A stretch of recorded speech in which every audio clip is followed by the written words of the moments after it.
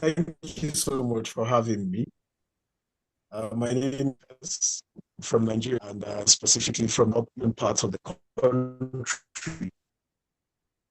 Um, where the parts are largely concepts or the idea of a principle which is embedded in this topic is drawn from that region. Um, I understand that the theme of this conference, allows us to appreciate the numerous concepts called, such as the Igbo religious tradition, and which is outside the Abrahamic understanding or Abrahamic domain, encouraging new dialogues between Western philosophy and underrepresented religious tradition. I'd want to correct that the Igbo traditional religion is not essentially underrepresented. It is there. It is a fact. If you come to Nigeria, if you come to Africa, I mean, they are widely known. I mean, the Igbos. So our religion is not really underrepresented. I would want to understand it that many people outside there do not yet know that we have our kind of religion here. And from what the first speaker said, this is Emmanuel Fawasa, which is also a brother from Nigeria, he treated the African traditional religion from a broader perspective. I am treating it from a very specific perspective, which is the Igbo traditional religion. And of course, the concept of Ekwensu, trying to understand transcendence and immanence of Ekwensu, and our understanding of what evil represents in the Igbo traditional religion. When I looked at the theme of the conference, I saw some posers, right? And one of those posers is the religion now. Now that is Igbo traditional religion. Is it monotheistic? Is it polytheistic? Is it pantheistic? Taste. So, and the second one is what divine properties is ascribed to this divinity. And the last one, which I consign my paper with, is do any of these concepts of God, possess an advantage over the Western philosophical accounts of God? So my paper would be trying to, respond to these posers as we progress in the course of this presentation. So I now move to the first slide there, please. Yes. Who is Ekwensu? No, it's not who you think he is. So I did a bit of, you just enlarge this, make it bigger. I did a bit of explanation there that Ekwensu occupies a unique position in the Igbo pantheon, meaning that the Igbo traditional religion is pantheistic. We have a whole lot of deities and different gods. We have a whole lot of, we have Amadioha. All these come under, as Ofosa said, under a particular or under the supreme god known as Chukwu, right? Known as Chukwu. But all other these deities come under them. Therefore, we'll have people that believe in Amadioha. We have people that believe in Ekwensu, right? Ekwensu is an idea. It is a concept in the Igbo traditional religion. And then this Ekwensu as against what other people outside of the Igbo traditional religion would want to believe or would want to agree with. The Ekwensu here is a force of disruption and not necessarily destruction. I repeat, is a force of disruption and not necessarily of destruction, which many people look at Ekwensu as the Christian devil. Many people consider Ekwensu as the Abrahamic Satan, which is not so. But the actual representation, the actual thing that Ekwensu represents is different from what these, people that do not really understand the Igbo traditional religion say about Ekwensu. So rather than seeing Ekwensu as a destructive force, that Ekwensu is actually a force that brings about disruption, causes change, and brings about development and growth and transformation, of course. Please, can we move to the next slide? And by the way, the image you see there that are attached is, the image of Ekwensu in the Igbo tradition, in the Igbo traditional religion. It is easy for you to look at this artwork and say that, oh, this is evil. Just as Emmanuel said, that it is very easy or convenient for the Western world to look at a religion and term it paganism or term it fetishism. And all of these are faulty description or faulty labels that you ascribe to this divinity. So let's go to the next slide. And then I talked about the faulty label.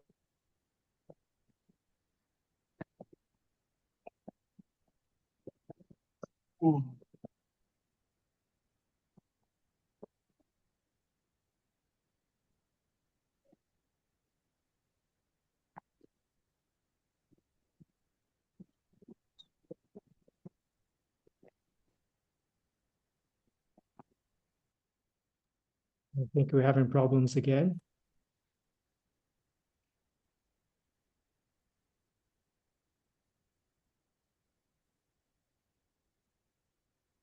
Anyone else is having the same problems as me, please let me know. Clearly, I cannot hear his voice again. I think he's locked out. I can bet he's probably with, Yeah, I can see his PPT, but I can't hear him.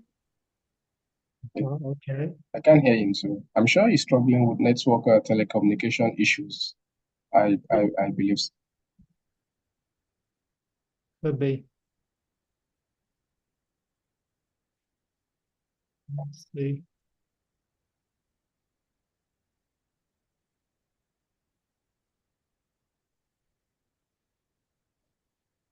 Oh.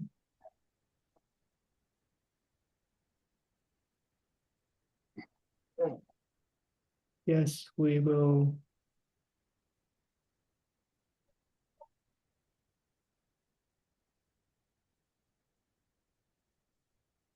Yeah, I don't even see him anymore. I've lost him completely.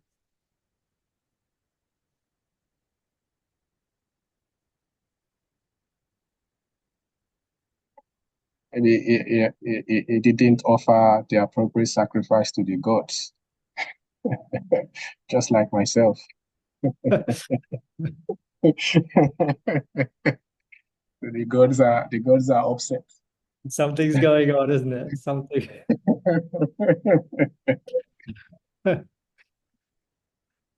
I wonder, in you were talking about the African religions, and I guess you're familiar with Igbo, and I wonder if there is a set of, you were talking about whether there's a set of lesser deities, and I wonder if there is a lesser deity that's in charge of technology. There are there are gods of Amadioha, for instance, among the Igbos is seen as a god of smelting, apart from being seen as a god of thunder. In Yoruba, we have Shango. Shango is god of lightning, but is also, when you come to Lagos, for instance, there is a statue of Shango at the front of the electricity company. So they use that as a symbol for electricity and all. So that's why I said he's talking about Ekwensu. Ekwensu is similar to Eshu. And so he's a trickster deity. I'm sure he has not propitiated this trickster deity, and that's why the trickster deity is trying to press with the network. So is he like Loki in the kind of like Scandinavia? Yes. That trickster kind of. He's trickster in a way that if you've seen that movie, that Western classic movie. Okay, good. I think he's back. Okay. Do we have you back, Lucas? Momentarily. I thought I heard his voice. Yes, I see you now.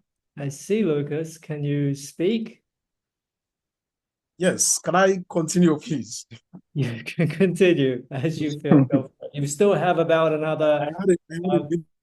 I had a bit of network issue. Okay, hopefully it was resolved and you haven't upset too many of the gods in the process. No. I'm actually a traditional worshiper, so I haven't. I've paid my dues. Okay, good. Yes. So there is this Western, faulty Western label given to Ekwensu, as Satan or the devil. And this is pretty much a result of, contact with the West in colonization and the likes in Africa and, of course, in Nigeria. So it has affected our understanding of Ekwensu. As a matter of fact, in the parts of Nigeria where I reside, which is Abia State, there is a community that bears Umu Ekwensu, that is descendant of Ekwensu, that is descendant of this divinity. So it would be wrong to say that people can actually bear descendant of Satan or descendant of the devil, meaning that it is a divinity in this community that they pray to and request from, and this divinity answers them. So it means that whatever approximation that the West has about Ekwensu is faulty already. So let's just move to the next slide. And then I talked about the very important terms, which is transcendence and immanence, meaning that the divine is both near us and far from us. So it is far from us because they are not bound by human laws. They are not bound by human principles and all of that, meaning that our morality do not guide the operation of this divinity. However, they are actively involved in our affairs, right?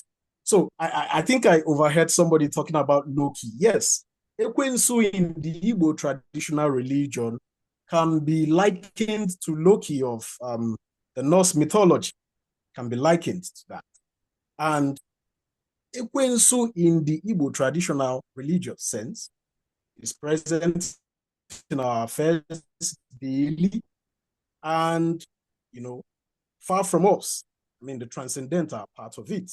So we look at Ekwensu from these perspectives, that Ekwensu plays a role in our day-to-day activities. Say, for example, there is a farmer that, talks to a king about a piece of land and tells the king that this piece of land is not so valuable. And the king, out of generosity, gives that piece of land to the farmer, not knowing that the farmer actually knows the value of that piece of land. And of course, upon discovery, the king finds out that that land, has other form of mineral resources. That act of trickery, that act of trying to trick the king from selling that land, to the farmer, is Ekwensu at work. Ekwensu gives you that width. Ekwensu gives you that ability, the capacity, and the strategy to outwit other people. So it is only fair to now look at this divinity as a part of our cosmic reality in the Igbo traditional religious sense, and not look at this entity as evil. And that is why, please, to the next slide. And that is why we start talking about rethinking the idea or the concept of good and evil through the lens of the Igbo religious thought, moving beyond these rigid dichotomies we have in the Western world, where we have absolute evil and we have absolute good. It is either you're good or you're bad. But in the Igbo traditional sense of it, it is very fluid. That concept of evil, the concept of good, is very fluid, such that there is balance in our existence as humans here on earth and, of course, beyond. So I talked about balance and consequences rather than absolute rules. And then I talked about disruption from the beginning, which is a catalyst for transformation. And this is the embodiment of Ekwensu.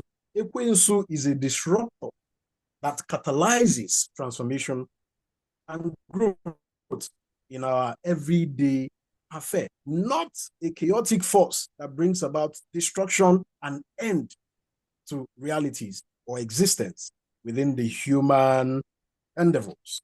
Please go to the next slide.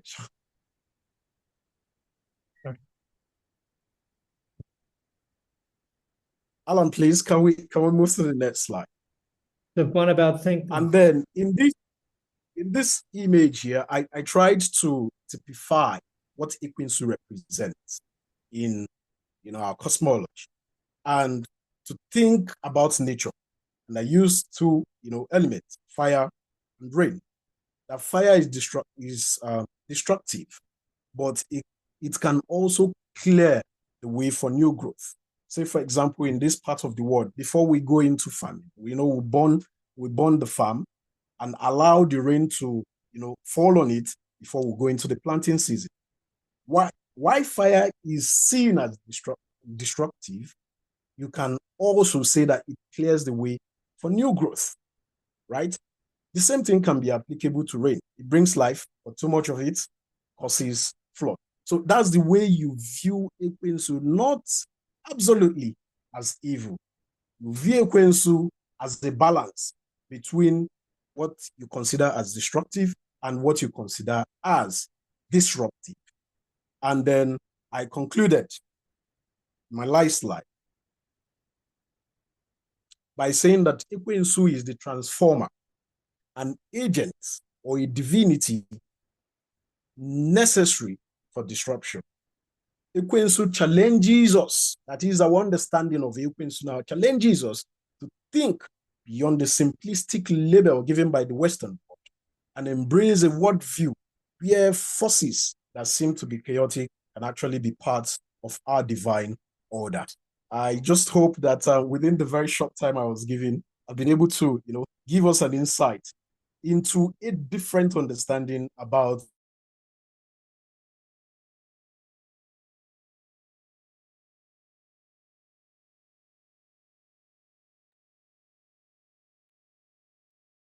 Yeah, I think we have the issue of the Nigerian internet provider here again. So I'm going to stop sharing the screen and wait for Lucas to come back. In the meantime, Lucas, you're back. Yeah. Great. Disappeared for a moment, so we didn't know what happened to you. So thank you for your talk. It's very, very interesting.